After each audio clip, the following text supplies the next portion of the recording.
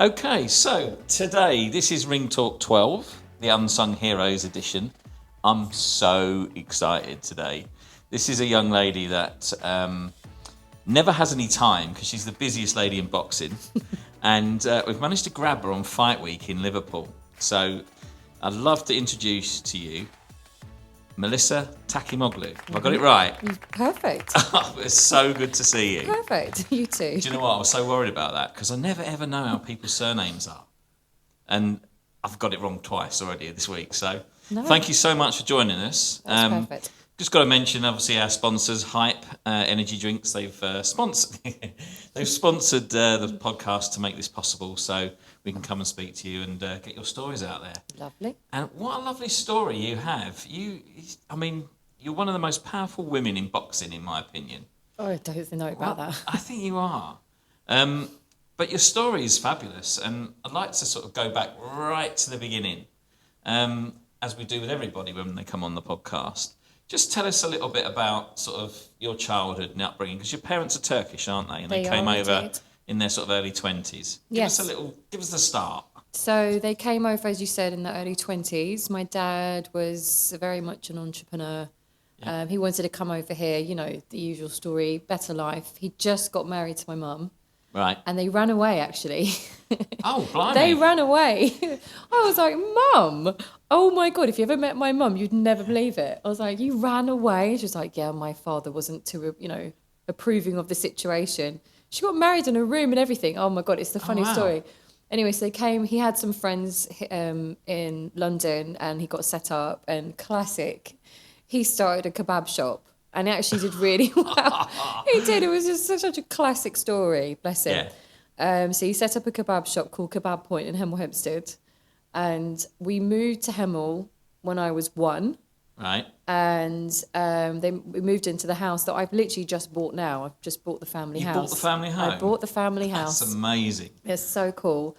So I moved in when I was 1, and my mum and dad literally worked 24/7 in that kebab shop. There was a restaurant above and a takeaway underneath, and it was like the first ever kebab point, shop in the area. Yeah. So it was really cool. So yeah, that's how they came to England, and he had that business, and then years later, obviously, he developed in other restaurants and stuff back in Turkey, and we just had a life here, and then we would go back.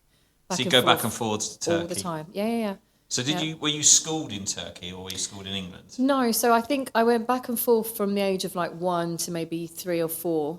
And then when obviously went to kindergarten, it was across the road from me. And then I went to the girls' school, St. Nicholas House in Abbots Langley. When would I have gone there? I don't know. When I was very young, obviously. Reception. Right. Let's say reception. I started there, all girls' school, which then went on to Abbots Hill School for girls for year 7. I just did all my education through that. But obviously you had like long holidays. Yeah. It was like, and then you could take kids out early. Not pay no fines, none of that. Yeah, so my dad used to pull us out a couple of weeks early. We'd get in the car, drive to Turkey, stay in the summer house out there. Every Easter, every Christmas, we'd go back and forth. And because he had businesses back in Emirgan, in Istanbul, we would just split between both countries all the time. Wow, what a great sort of way to start your life. Yeah. And were you good at school? Were you a bit of a monkey, or were you? No, I don't really know. I think I found it really hard because my parents didn't speak English perfectly, obviously, in the beginning, early days. So I struggled a lot, with homework, and I had to get tutors and stuff like that. And it was a very competitive school. It was probably one of the best schools, and it still is now, doing really, really well. Yeah. In England, and there was so much competition. So I kind of wasn't very confident at school, and I was like, the cool group, no way, I wasn't hanging out with them. I was like with the gigs, just like misfits, obviously in the corner, not sure of your identity and stuff like that. And my dad would embarrass the hell out of me because he would drive up in the kebab van, the takeaway one. That's what dads do, though, don't they? And everyone else is getting picked up in limos and stretch Mercedes and all their posh cars and Range Rovers, and I'm there my dad's like, get in, I've got to get to the shop. So it was amazing because he was proper working class and just worked his backside off to get us through school. My brother as well went to a really good school as well. So yeah, I would say I was good. I was average, but I think my confidence kind of stopped me from doing as well as I could have done. Were you a bit of a daddy's girl? Sounds like you were. so bad. Like, Was you? literally, I'd go out with him for the day. So he'd get in his car and he'd have his cigar. And they had a phone in the car. I used to bring my friends from the car. Had a phone in the car, and he'd go up to like Wood Green and Haringey, get all the ingredients and all like the kebabs and the skewers and the breads and all the stuff for the restaurant. Like, and I would go with him on a Saturday and hang out with him. And my brother would stay with my mum, whether it should be the other way around, but it wasn't. I used to love rolling around with him. He was a proper like Del Boy sort of character. Oh, do you know what? People like that are just the salt of the earth, and there's far few of them now in the society. Yeah. That sounds like a really, really good, fun childhood. He was a real one. Yeah. Yeah. So listen, you get to sort of school leaving age. What do you do? Because I've heard a little rumour that you went into the garage scene. Oh God, yes. I left Abbots Hill, and I somehow got a scholarship because of lacrosse. I was actually doing really well. I was in the first team, and they were trying to put me into like the England squad and all this kind of stuff. And I was like, the fact that I was even anything sporty was so for lacrosse, shocking. you were like England level. Yeah, like they were putting me in for that. I was in the under-16s, and then we were going for that, and I got a scholarship to St George's School in Harpenden. Right. And that's how I got in through the lacrosse route. But literally within 3 months of being around boys, because obviously I went to a girls' school my whole life. Yeah. I was like, boys. I was like, oh my God, there's boys in this club. Then it was like drinking of age. I was coming towards the age of drinking. People going to the pub. Lacrosse just went straight out the window. Yeah. Just forget it. But the reason why things took a turn was my father actually passed away when it was in the lower sixth form. So that just threw everything out of the plan. I was doing so many A-levels, like I think 6. 6 A-levels? Yeah, I was doing like 6 A-levels at the time. French, theatre studies, IT, business studies, like everything. My dad was like very determined for us to become, doctors or... Yeah, God, he was like, can you imagine us just spending all that money? Like he wants to see some result at the end of it. And all his friends were like that as well, Oh, my daughter goes here, or my son goes wherever. It was all very much like that. So when he died, obviously it was a very difficult time. So that kind of threw out the woodworks. And then I went to college to do psychology. So I was like, let me at least get into something that I like. And I've always wanted to, it's one of my biggest regrets, never finishing that course. And later on, even went back to uni at one point to try and do it. And I just could never do it. And that's when I met like my friends at the time. They're all DJs and MCs, and they were trying to get into the garage scene. And then from there, I got a job at Paul Myers' record shop, Freedom Records. Freedom Records. Records a blast from the past. in Watford. Yeah. And Paul Myers was my boss, and he had this room at the back, like an agency, and I was his secretary, and we'd sort out all the bookings, and he had a really big contract because he was doing all the big clubs. And then we were doing like DJ EZ and CKP, and I can't remember, MC Luck and MC Neat, like all these big names, we were working with them. So that's how I got into then promotions, and then he got me to start doing nights with him, and from there it was just like Genius Crew, like there's various other things that I got into. It was really, really good experience. I mean, that's a bit sort of diverse from doing those A-levels in those sort of subjects to going into the garage music. I mean, that's a bit crackers. I know, it was a bit of a change, but I liked the promotional aspect of it. I liked putting the events together and, what DJs we were going to hire and using the budget and, how we were going to do the ticket sales and what was our target audience. Like, that's where I ultimately learned and picked up those fundamental things. And that's very similar to boxing, of course. Very similar. Very, very similar. Yeah. Well, listen, we're going to stop very quickly for a hype break. When we come back, we're going to find out what you did next. Okay.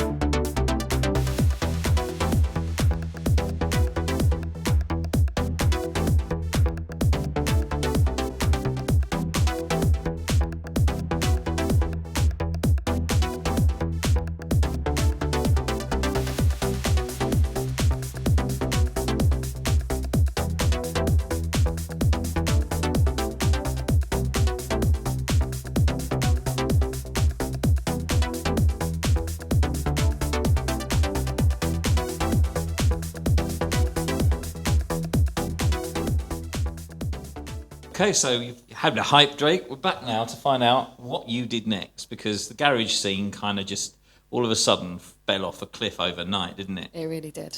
It really did. Like, Yeah, it did. I was talking to someone about this the other day. Like, literally, Simon, someone we work with on these Saudi campaigns, he used to be in the garage industry and used to go Right. like actually as a punter. Right. And he was talking about, and there was such the great days, but it's like when the crews came, the So Solid crews and the Genius crew that I was working with and all the other crews, and then there was a lot of, gun violence and clubs being shut down. It just literally just got closed, like literally like a switch. It was literally like almost a week, wasn't it? And yeah. that was about it. And it just, obviously, Paul had to shut the agency down because all the commercial clubs were like, hell no, we're having anything to do with the garage in any of our clubs. So where we were doing so well because we had the big contracts, we were the first ones to get hit because they were like, nah. Bigger that you are, the quicker you go, I guess. Yeah. So then you did what everyone would do when the garage crew finished, and you opened a cleaning company. I am literally my dad, okay? He was someone that was always like, okay, this isn't doing so great, I'm going to jump onto this business, I'm going to jump onto that business. Like, I definitely now, at the age of 42, acknowledge that You're not 42. I am. I think it's very kind of you, but I am. Wow. But it's taken me, like, 36 onwards to now, to really know who I am as a person and why I'm here and why I am the way I am. It does, for me, it took a long time. I was very lost for a very long time. And I'm very much him where he would just keep going. He would he literally had every finger in every pie. So I kind of got that from him. So I'm sitting there one day with my friend going, well, what am I going to do now? I was really enjoying that. I was really getting somewhere with that. I was like, what is the cheapest business to set up? It's a cleaning company. You just need a Hoover. And did you go out and do it yourself, or did you employ people? 100%. Yeah. Like, it was so funny. I had a baby blue, beautiful A4 Cabriolet Audi, stunning, like 6,000 miles on the clock, beautiful car. I used to plod along, put my Henry Hoover in the back, my little Henry bag with all the Mr. Sheen and the bleach and everything else, like my little pack. And I put out leaflets in the local area, and I started to go and clean houses. Like, it was like £30 for an hour's work here. This is good. It's like, I clean anyone. I'm a Turkish, girl. Yeah. You could never leave the house on a Saturday without the house being cleaned. I mean, that's how, Turkish mothers are, Mediterranean mothers are. You clean the house before you go anyway. So I was like, I'll do something that I'm used to anyway. And then I luckily got in touch with a few estate agents and then started doing inventory cleans. Then I researched how much you can charge for a 1-bed, a 2-bed. Yeah. Then I started hiring people, but I always went. I had it for a really long time. I think about 17, 18 years. This is literally like a real life Only Fools and Horses. It really is. And I really enjoyed it. I actually enjoyed going to it, and I loved at the end of a job looking and going, oh, we've made this house all brand new. So yeah. Wow. I mean, I'm already astounded because it's so diverse. You don't expect that, do you? No, you really don't. Yeah. And then I guess a call from AJ Carter. Yes. Changed everything. Yeah, well, actually, it wasn't a call. I met him in Watford, and a friend of mine was like, oh, he seems like a really nice guy. And I was like, oh, whatever. Anyway, we started to get to know each other, and he said he was a boxer. And I was like, a boxer? I was like, oh, God, boxing? Oh, no, all I knew at that Commonwealth stage. champion, wasn't he, I think? No, I don't. Was he? I don't even remember what he was. That was Richard Williams, wasn't it? Richard was. Yeah. Richard was. And Richard was a fantastic trainer. But I think he had someone else before. Someone else was training him before. Derek Williams and someone else was training him before. Then he moved over to Brian Lawrence and Richard Williams, I absolutely adore that guy. Yeah. He taught me so much about boxing. But fast forward that, we met, I went to York Hall, he goes, come to a show and just see what you think. Yeah. And at this point, we were still friends at this point.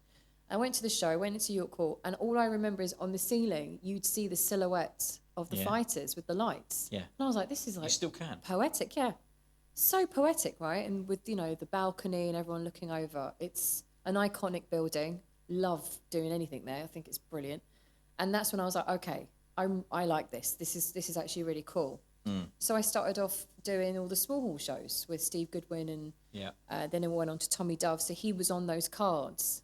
Steve's still doing them there. I believe so. He is, yeah. I believe so. I haven't seen him in years. Yeah, he's still doing them. Wicked. Oh, I'm good. I'm glad for him. But yeah, that's how I got into it. That's how I met everybody. That's how I got into learning how to sell tickets, I was very much like, this is like a pyramid scheme. This is working against the fighter. I didn't find the system very fair because you're asking a fighter effectively to sell 60 tickets. Yeah. Now, what's the guarantee that that fighter even has a salesman gene in them to be, or even know 60 people? Yeah. Excuse me, to sell tickets to, right? So I was very much against that, and I was actually trying to speak to Steve about changing it. It's like, but you got to understand, the house always wins. Yeah. The promoter has to sell tickets, sell has to the cover the tickets. cost. And I was like, okay, fair enough, but there has to be a fairer way, like even a standard fee to pay these fighters, something just to get in the ring. They've got to sell 6 tickets. So I learned a lot in that phase. And then he obviously goes into the fight with Daniel Dubois. And I remember actually going because he reached out to all of his old team. Yeah. And said, look, I want to come. And I kind of felt sorry for him because he was like, I want to prove to you all that actually I can do this. Because at that stage, you are investing so much into helping this person. Yeah. I was working 2-3 jobs to help him get to where he needed to get to. Yeah. So there's a lot of sacrifice. So we all knew which way it was going to go down, but he would not listen. He was determined to prove. And as you saw in the fight, it didn't even last. No, not very long at all. It was, 20 seconds or something? Yeah, it was something ridiculous. 26 seconds, I think it was. By the time I left the ring, when the fight started to just about get into my seat, the fight was done. And then that was it. And then later on, he ended up having an MRI and an MRA, which then said there was microbleeds to the brain and aneurysms and stuff like that. So at what point, where, we don't know. No. But it was done. And I never spoke to the media or anything like that at all because I don't think it was fair on Daniel Dubois. No. Also, why should he take any kind of acknowledgement of what went wrong there? That's, why are you going to be try to force the issue of this person is so damaged? It's so hard for the other fighter, as well. It is. You're absolutely right, and I think you did the right thing there. No, we just left it alone, luckily. But it's so weird because Tyson, the Deck Taylors, and so many people I now work with were ringside that day. Yeah. None of us knew each other, but it's only years down the line. They're like, spooky. oh my God, you were at that fight. And I was like, yeah, oh my God, you were at that fight. We all knew each other, but didn't know that, years on down the line, we would all work together. Because I walked away from boxing after that. Yeah, you kind of sort of said, I'm not done. for me I was for a done little with while. it. Yeah, that's it. I was done. It was a horrific experience. Okay, so you've gone from boxing. It's done, dusted. Yes, walked away. Or so you thought. So I thought. Mr. Isaac Dogbow. Yes. He pulled you back in, didn't he? It's all his fault. Go on, tell us about that because he obviously had a fantastic time out in America and won a world title. Yeah. And it kind of got you back in. Tell us about that. I was leaving the gym and because I took a year out completely, I went to go and just rebuild myself and figure out what I wanted to do next. And he called me when I came out of the gym and he's like, Mel, hey, so I'm going to America. I'm going to fight Jesse Magdaleno for the world title. and I was like, oh my God, congratulations. Because obviously he was in Miguel's boxing gym as well. Yeah. So I was so happy for him. And and then I was just like, okay, thinking that was it. And then he was like, yes, I need you to come with me. And I was like, what do you mean come with you where? Is that to America? I was like, oh, hell no. Number one, I'm never doing boxing ever again. How can you, knowing what happened to me, everything I'd went through, how could you A, ask me this question, and B, what on earth do you think I can do in America that I never even finished doing in the UK? I only worked at small hall shows, right? You're talking about a work like ESPN here. No, no way. So all the way to the car park, he's convincing me. Anyway, I don't know how he's so persuasive. So I said, okay, fine. And then I literally went to Philadelphia. Is it Philadelphia we went to the first one? I think it was Philadelphia. I think it was Philly. Yeah, it was. And that's when I literally met the whole Top Rank gang and the Seatters of the world and Evan Corns and Bob Arum, obviously, and met everybody. And it was just, it was incredible. I just couldn't believe we were there. Different world. It's a completely different world. And I was like, wow, Top Rank's really amazing. Their setup and their organisation and the staff and even to the production, everything about Top Rank just wowed me. I was just like, wow, this is what dreams are made of. This is what fighters want to aim to be. And he had a good run. And it was really good. It was really good working with him during that time. Over how long a period was that? That was all in it, I think, in a year. Because he fought quite regularly that year. It was like 3 times, I think. Didn't April, then another time in the middle, and then December was the last one. Was Navarrete, I believe. Yeah, it was so funny because I'd had this list of people that I always wanted to work with. Right. And it was like... Was he on it? No, it was in like media, like PR wise. Right. I had like the Steve Buntses, the Gareth Davises, like all these like reporters and presenters, like long. I don't want to name everybody's names, by the way, because I don't want someone to come out. My name was on the list. They'll still be happy.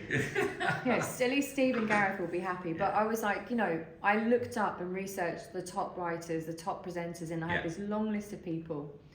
And I was like, these are the people I have to work with. And so when he won one of his fights, my phone goes and it was Steve Bunce, and I was like, oh, Steve Bunce is calling. And he's like, hi, I believe you're Isaac Dogbay's publicist. And I was like, yes, I am. And he's like, well, we'd love to speak to him. What a great fight. And then when Isaac did the interview and came off the phone, he's like, hey, Mel, we're famous. At the end of it, he's like, we're famous. Everybody wants to know us. Now I'm the world champion. Because obviously he became no one thought he was going to become world champion. It was like 15 of us in an arena just full of Mexicans.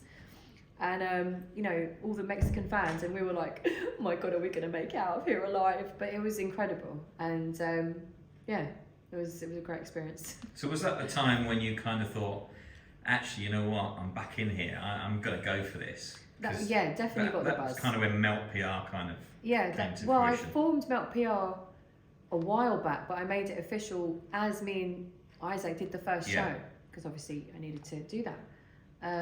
But that's when I was like, okay, maybe we can take this somewhere. And even when we were coming back from New York after that horrible loss with Navarrete, and we were in the hospital because he was having all his checks done, his CT scans. And I was like, I'm not going to just give up. I was just like, fresh new year, I'm going to just go out there, and I'm very much someone who just gets up and gets on with it. Like, I'm open to things. And I think because of what I'd just gone through and I'd got back on my feet after what I'd, been through. Tough. I was like, oh, whatever the world has got in store for me, it'll come, it'll come when it's ready. Well, it did come in the form of a phone call from Brad Jacobs. I know. Wanting you to do a big, massive Crawford and Khan press conference. Yeah, well, I was always told by mentors, because I do have quite a lot of really good mentors around me, you just say yes and then figure it out later. Yeah. If you think you can do something to a degree and it's just a case of researching or contacts and stuff like that, then you should just say yes and you figure it out later. Yeah. But that's exactly what he asked me. He was like, I'm not ringing you about Isaac, I'm ringing you about, we want to do a press conference for Crawford Khan. And have you ever done a press conference before? And I was like, yes. Not technically myself, but I've obviously been to many.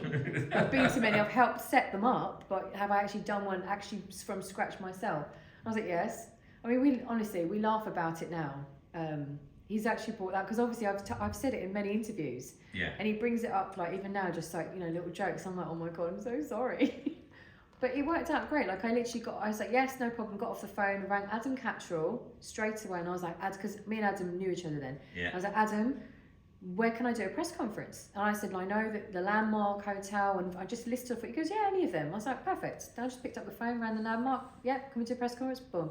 Next person, oh yeah, you need Mike Goodall. Right, okay, rang Mike Goodall. Mike, hi, it's Melissa from Melt PR. I work with Top Rank. We need this. Yeah, no problem. Absolute legend, Mike Goodall, by the way. He's coming incredible. On here soon. Oh, is he? He is. He deserves to be on here. When I can get him away from working, because the guy just doesn't stop. I know, I don't think he's amazing. He is amazing, that guy. He is, yeah. Oh, well, he's done so well for himself. Yeah. Who can say they do all of the boxing shows, and now obviously in Riyadh and stuff. Even when I see him in Riyadh, I'm like, my Goodall's here. Well, that means and he's still got his shorts on everywhere he goes. Exactly. Whenever you see his van, you can just breathe, because you know the event's going to run perfectly well. But that's basically when I got to meet everybody. And then I got a couple of friends to come in that work in PR and marketing. I got them to come and be like chaperones for the day. Yeah. I just wanted to do a press conference the way that I would like to do it. Because I've been to so many, I've helped set some up, but I'd never actually been given the chance to do it. And I was like, what would be so nice if we actually greeted the media and took them to their seat and got them their time with the fighters and thought of everything that you could possibly think of. And I think that's what everyone appreciated. It was so well organised. But it was so well organised. I think Brad sort of said, "Why is this not happening in America?" Yes, I mean, we went out to the lobby afterwards as it was wrapping up because we went and did loads of filming. I even got them to go to Buckingham Palace. I was like, wouldn't it be so cool if we got Crawford and Khan outside Buckingham Palace gates doing a face-off, and we just turned up, you know, like one of those TikTok events, we just show up. Yeah. And we shut it down, and there was like so many like tourists taking pictures and stuff, and beautiful pictures taken. And it was all in one day because I only had them for a day. And then when we got back to the hotel, we were wrapping up. I said to him, look, I don't know how you feel about this, and I haven't really seen much UK media at your events whilst working with Isaac last year. Yeah. I've got like nearly 30 people willing to come. He's like, you do? And I was like, yeah. And I was like, can they come? He's like, let's figure it out. And then that's how we started that, building that bridge between the UK and the US and all the media coming over. And Brad luckily believed in that and has done ever since. So you've pulled off the press conference of your life. And just about. But it was very well received, as we know. And from that, I guess you got opportunities that we know of now with... I think Top Rank had just signed Tyson Fury at that point. Tell us about that sort of stage. So he signed with Top Rank, ESPN, a massive deal. And then I remember getting a call to say go along to Stevenage to a Frank Warren show, because obviously Frank was still to this day, is involved in his career. So Frank Warren is obviously his UK promoter and Bob Arum is his US. And I went along to meet him and I was like, I can't believe how humongous this guy is. He just got off a helicopter and I was like so scared to go up to him. I was like, hi, so I'm Melissa from Top Rank, nice to meet you. Is he allowed in a helicopter? Because I thought there was like a certain weight you could get in. No. So they just didn't want to take me when I went to go in. Oh, come on. They wouldn't take me in Las Vegas. They wouldn't let me in because I was too heavy. No, please stop. I'm not joking. Oh, what? We were going to take him, his brothers. Jesus Christ. On a helicopter on Air ride. Force One. On a helicopter ride to the canyons. We were going to shoot something. And then I had to cancel it because Kobe Bryant had just obviously passed away in a helicopter. And I was like, there is no way you're getting on there. I am getting Tyson in a helicopter. Even if they were like, but it comes out 2 months later. I was like, no, just met him off a helicopter ride. I was like really nervous. And he was like, oh, Top Rank. He's like, but you got a British accent. And I was like, yeah, because I'm over here in the UK. I look after the UK media. And he was like, oh, okay. So he was very pleasant, very lovely. And then we actually made reference to that fight. And I was like, yeah. And he was like, you were at that fight? And I said, yeah. And he goes, yeah, I was at that fight. He was like, that was dreadful. I was like, yeah, well, trying to make something of it now, you know, trying to do, I said something like, I'm trying to do something right now, like use my experience now. And obviously the mental health thing came up. Little did we know down the line how big the mental health thing was going to be. Of course. And I literally felt so connected to him to talk about like, I was really low at one point in my, like literally driving on the M1 thinking I'm going to turn this steering wheel into the Central Reservation barrier and end it all. It was like that bad. And I'd never thought like that. Not even when my dad died or other tragic events in my life at that moment. And me and him were literally sitting there talking about all of this.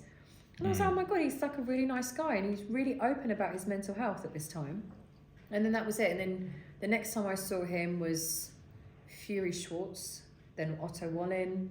And then, and then that's when we came up to Wildfire. So obviously it went from me working in the UK to then travelling back and forth from Vegas with those campaigns and taking care of not only the UK media on behalf of Top Rank, but also a global superstar. Like, moulding him to, and I swear to God, Top Rank did an incredible job. What they did with him, how they turned his career around was unbelievable. Do you think because you've both been in very similar situations that's why you get on so well? Because you understand each other? Yeah, I think that Tyson is very smart. Yeah. He knows who's genuine and who's not. 100%. I think he recognises people when they're not being treated fairly. And he does so many things where I just think, oh, do you know what, good on you. The way he sticks up for other people in other times. He's the most down-to-earth person I have ever worked with. And I think that, yes, at that moment, he saw me for what I was. But my working relationship with him is so unbelievably professional. It's like you turn up, suited and booted, you work, he shakes your hand at the end, he goes, you don't speak to him in between, ever. There's no communication. Because you don't need to, do you? None. No. I'm like super professional, like in that sense, where Mikaela Mayer and Josh Taylor's, I have their numbers, Yeah. we speak like direct. When I go through managers or agents and stuff, like if I need something or they need to, but with him, no. And there's always been that level of respect. Yeah. But yeah, I think he just knows when people are in it for the right reasons. Yeah, full of it, basically. Yeah. And the better and the more successful you are, the more people come out of the woodwork. Of like course. that. It must be a tough. I always sort of say, you know, we're very lucky as media. You know, in our other job, obviously, we do boxing media, and we get to go to these fights and meet these boxers, not quite at the level you do, but we're fairly close to them. And the more successful they get, the more bullshit comes out from more people. And I sometimes wonder how they actually kind of sleep at night, knowing who is right and who is wrong. Yeah. And it's people like yourself that kind of give them that, not security blanket, but that understanding of who is the right people and who aren't. But then there's another way to look at this. Where I've come from, Yeah, I matter just as much as anyone else does. 100%. And I think everyone should really be that in life. Yes, someone may be famous and someone might be this superstar and this thing, but they're just a person and you're just as important and you're just as much justified to be doing what you're doing as they are. Yeah. And I think if a fighter or a talent doesn't give you that respect and that sort of thing, then I don't agree with that. Like, I would not work with any fighters. None of the fighters that I've ever worked with are like that. They have to always make sure that they say hello to everyone walking into a studio, that they thank the cameraman, to the not just the presenters and the execs. People making I'm it work. I'm very much about the way you present, because I'm an extension of you. I have to carry myself right. I can't go around getting parking tickets and getting in trouble and things like that, because I'm representing a brand. I'm working for someone like, you know, Bob Arum or Top Rank or whatever. You have to carry yourselves in a certain way. So I don't like it when fighters are arrogant and rude and don't respect media's time. And I'm not that typical publicist where, yes, I'll cut it off at some point, but I'm always like, no, what do you need as the media? Yeah. What can we do to help you? Because if it's not for you, then no one would know about the fights. And I think a lot of the media respect that, because you know what media are like. They're going to push their luck sometimes. That's they're journalists. That's what they do. But with you, I've seen it firsthand.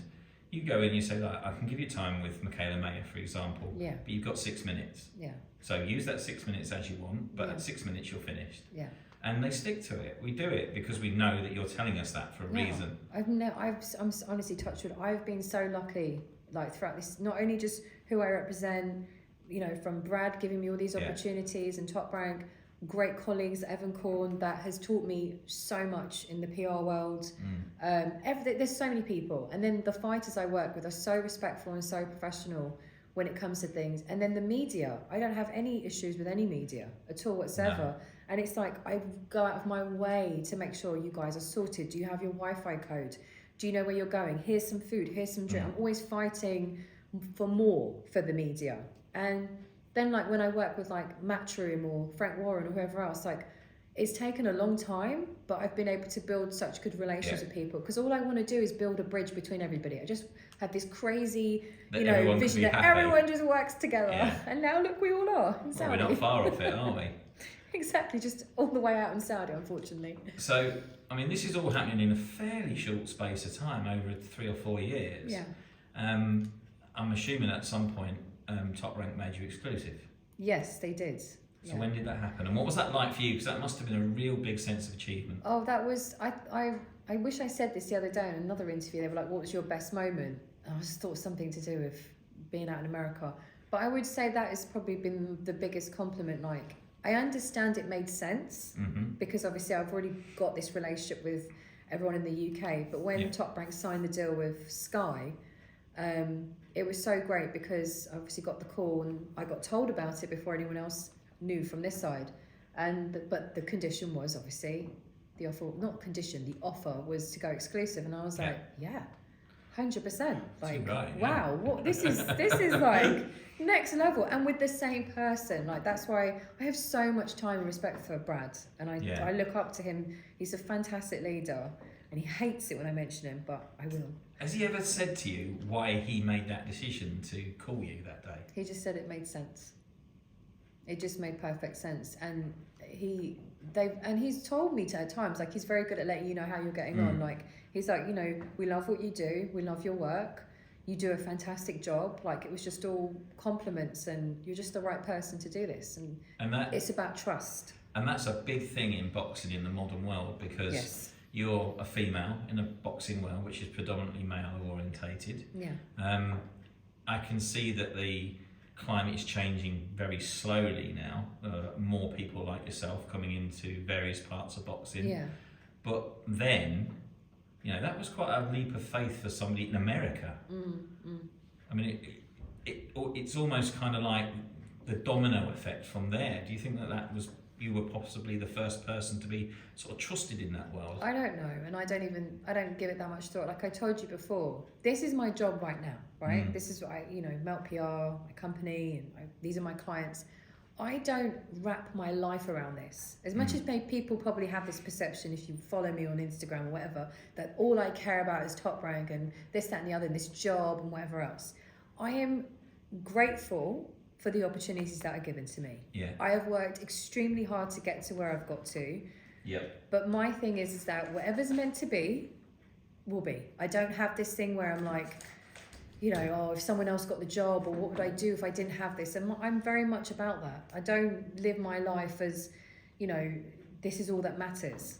I'm not like that at all. I do believe that I also deserve this. I've worked hard. Yeah, you have. But it's also not just myself. It's the fact that I have got this incredible team where I can literally pick up the phone and email anyone at Top Rank and say, I need this, or I need that, or I'm not sure how to go about this. How can I help? I have a great support system, so it allows me to do what I need to do here. So, we're laughing and we're not going to tell you why. But listen. Take 54. Take 54. It's not take 54. Take 2. Okay. Tell you what, this has been the best one so far, honestly. The bloopers on the others have been crazy. Yeah, I've had to pay him for that one, but yeah, go on. So listen, fight week. It's fight week in Liverpool. We've managed to grab you, which is unbelievable because I've seen your phone smoking whilst we've been sat here. So we really, really thank you for that. It's, we know how important your time is. Thank you. But one thing I've got to ask you, Mikaela Mayer. Yes. She got a massive fight this week against Natasha Jonas in her backyard. Yeah.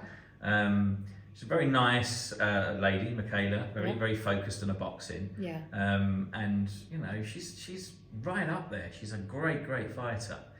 But how did the relationship with you two kind of happen? Well, it does go back to Brad Jacobs again. He's everywhere. I know. We were in Ireland at a Condom fight, and we were just going over some terms and conditions of my deal.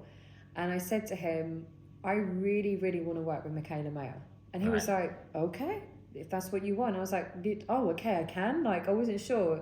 I still was lacking confidence, would you believe, at this stage. And he was like, absolutely. And I said, look, when I was in Vegas, Fury Wilder 2, I was there for a long time. It was 6-7 weeks. And I remember seeing her across the corridor. We'd walk past each other. I'm looking at her, she's looking at me. Little did we know, she always wanted to work with me. I always wanted to work with her, but no one connected us. No one said anything. Well, the two females, you'd think, as a female publicist, put me with her, right? But because she was an American fighter, and obviously she still is now, but she's pretty much British now, I just didn't think it could happen. I thought that I was only allowed to work with British fighters. Right. Yeah, I don't know why. But then we got talking. He was 100%. And I said, if you want to work with her. And I said, I really think she would do much better in the UK. Yeah. Can you give me her as a trial? So then I started bringing her over. Sky fell in love with her. I was like, she loves the Spice Girls. She's got 3 or 4 dogs now, but she had 2 dogs at the time. Yeah. Rescue dogs. Perfect. Everyone loves dogs here. She looks great on camera. She knows her boxing. Jesus, she knows her boxing, and she can fight and all this other stuff. So she's brilliant. So we brought her over, and everyone fell in love with her. She did commentating first. She did guest appearances. Yeah. Then she had her first fight, and then obviously the big one, the girls' fight. I swear to God, me and her killed ourselves to promote that fight. That was an unbelievable card. I have never worked so. I swear. I never worked so hard, even up until now with all these Fury fights in Riyadh. I've never worked so hard, pushing and thinking of every single PR angle you could think of to make that fight happen. And Sky were brilliant. You know, they were so appreciative. They recognised how hard me and her worked. Obviously, it's a collective effort, but seriously, we killed ourselves. And I think that's when we really bonded, was that moment. She really believes in me. I really believe in her. We trust each other. Yeah. You know, it's a fantastic relationship, and I'm so glad she's trusted me and come over here because it's paid off. Yeah, and it has as well. And we like seeing her as well. I think this week is going to be a huge week. I don't think Natasha's going to have it as easy as she thinks she's going to have it. Of course, you know, Mikaela is the away fighter. Yeah. It's in Natasha's backyard. It's going to be a very hostile atmosphere for her. But I think she can handle it. I think she's... Oh, she can. And listen, do you know what's so hard is that I actually really love Tasha. Yeah. Like, as a person. Who doesn't, if I'm being honest? Because I get on with her. Like, when I've seen her, I have so much time for her. And I said this to Mikaela. I said, Mikaela, just be careful. I said, because she is like the Christina Poncha, who is to Top Rank. Yeah. Tasha is to Sky. And I said, so I don't want you to feel a little bit like, oh, why is everyone not being maybe as much on me? They're always usually... You know, I'm the star. And she's like, no, I'm good with this. She's like, listen, I have so much respect for her. I have so much time for her. She's like, it's a fight. I need to win. And it is what it is. That's why you haven't seen a lot of trash. Well, there's been no trash talk. It's been very respectful. Yeah, I don't think this week would actually happen with trash talk. No. I really don't. That's just not in their nature. No. Especially in this. And I mean, Alicia Baumgartner, that was a whole other story. When I saw Mikaela Mayer kick back, when Alicia went and then she kicked back, I was like, oh my God, oh my God, oh my God, what are you doing? She's like, she got to me. But yeah, no, she's they're being very respectful. I'm so glad we're kicking off 2024 like this as well. So well, it's a really, I mean, 2024 with all the announcements of the Riyadh cards as well. Yeah. I mean, flipping heck, it's going to be a year of this. Are you not entertained? As I'm Tyson very would say, you're not entertained. satisfied as fans now. You're all getting all the fights you want. We are, but we're not getting them here. I know.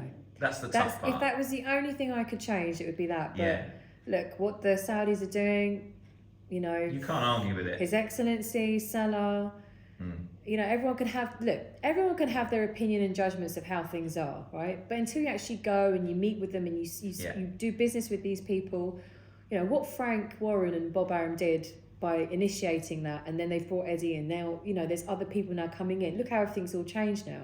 I can't believe you have to take your hats Frank off and Eddie are just like mates now. I can't. I just want to see Bob and Eddie now in that mix. You know, we're going to see how things form. But they, you know, what His Excellency is doing is incredible. And I know that's the only part that's so sad is that it's not happening here. Yeah. I wish it was. If that was the one thing I could change. If there was one fight in the world I'd ever want here, it would be Usyk and Fury. It should be, but it's not going, as we all know. No, it's not going. I actually don't think that fight would ever have been made if it wasn't for the people out in Saudi. Yeah. So, and look, it's not just obviously it's better money and all these other opportunities. Look at the level of promo videos. Oh, it's totally different. And the entertainment. Like it's like almost like when we're doing the shows back here, I'm like, so what are we going to do? How are we going to beat that? They've raised the bar. Well, I'm expecting you to be dressing up as a zombie on Thursday at the press conference. there's no promos like that, but it is what it is. Look, things are changing. That's why I said to you earlier, I'm just open to things. Wherever this world, this direction is going to take you in, I just make sure that I am kind to people, I'm professional, I stand up for myself more now. I'm still learning to be more confident. Everyone seems to think I'm so confident. But you are. Maybe you might think, but I'm not. I'm not. I don't know why everyone thinks so. I don't know what it is. It's so weird. Everyone has this perception, but I'm just like, I'm still learning to be more confident. And fear, look, everyone always talks about this. Fear is what holds a lot of people back, right? That's the thing that you need to address. And I still have fear about certain things. I think that's the one. If I can nail that, then maybe then I'll be unstoppable, but we'll see. Well, listen, we're getting very close to the end now because I know you've got to run off and do other things. Deal with a million one things on the phone. There's two things I want to address very quickly. Okay. The first thing is best advice you've ever been given, because when you listen to this podcast and we go back from where you came from and where you are now, you've had an unbelievable journey. Yeah. You must have met some unbelievable people, whether they're in boxing or not. Yes. What's the best advice you've ever been given that sticks with you? It's definitely correct. I have met the most incredible random people, like you would ever think, not even at boxing events, like in the airports and just on your journey in life, you do end up meeting random people that give you this little bit of information. You're like, huh, where did you come from? Yeah.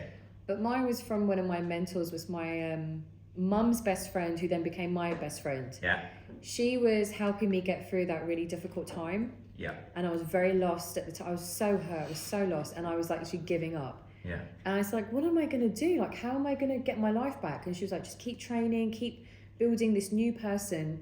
And she said, what you need to do at some point is you need to ask yourself, who is Melissa and why is she on this planet?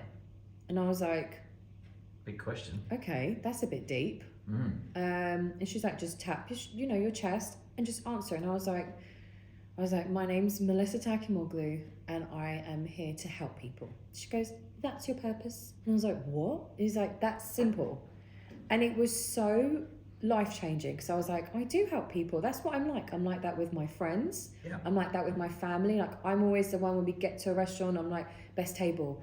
Do you need water? Oh, I see something's not right. I go and run and sort it. Anyone off the street, if anything happens, I'm like, it's in your nature.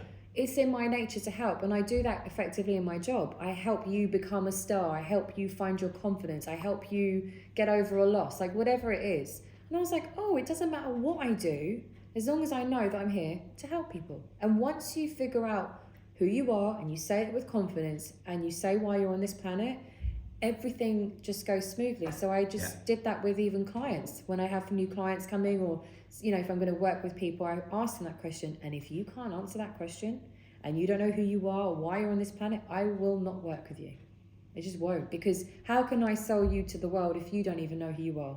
You can't sit there and tell me I want to be the champion of the world. Everyone wants to be the champion of the world. Yeah. Why? What are you going to do with that? It's so important. It's a very, very nice ending. But I have got one more question. Okay. Well, it's not really a question. It's more of a congratulations. Because you got engaged. Yes, I know, I did. I'm so pleased for you. Can you believe someone wanted to marry me? I'll tell you what, that's a rock and a half as well. Let's have a look. Hold it up. So tell us about the man and tell us about the occasion. And, oh my God, he's going to hate me. Well, he probably will, but you don't have to go too deep into it. But when you're getting married, have you got a date yet? Yes, we do. I'm not saying it on here. Okay. Because I don't need those uncomfortable emails of like thinking, you're not coming. Yeah, because where we want to do it is very, very, very special, and we have to get the numbers down. Okay. I don't know how we're going to do it. But anyway, it is, inshallah, next year in some point in 2025. We're going to do it in Turkey. Everyone knows that anyway. Yeah. Because of my family, like the older side, I just want them to be there as well. And his family are like ready to book, ready to go. Yeah. I got introduced to him by my best friend Bianca, who is the girl with the orange hair. I don't know if you've ever seen her with me. Yeah, everyone knows who she is. Yes, indeed. So Bianca DTM, she introduced me. She's a manager of a gym, and he goes there. And I never knew this for like 10 years. And we got set up on a blind date, and I was like, oh, here we go. I'd been single for like 4 or 5 years. Yeah. I was like, oh God, all right, go on a blind date. And I literally turned the corner. I was like, oh my God, he looks incredible. Oh wow, he's a beautiful man. Oh, just standing there. He was very nervous as well. He's very shy. Yeah. He has a completely opposite life to me. He just doesn't do anything like this. He's so shy.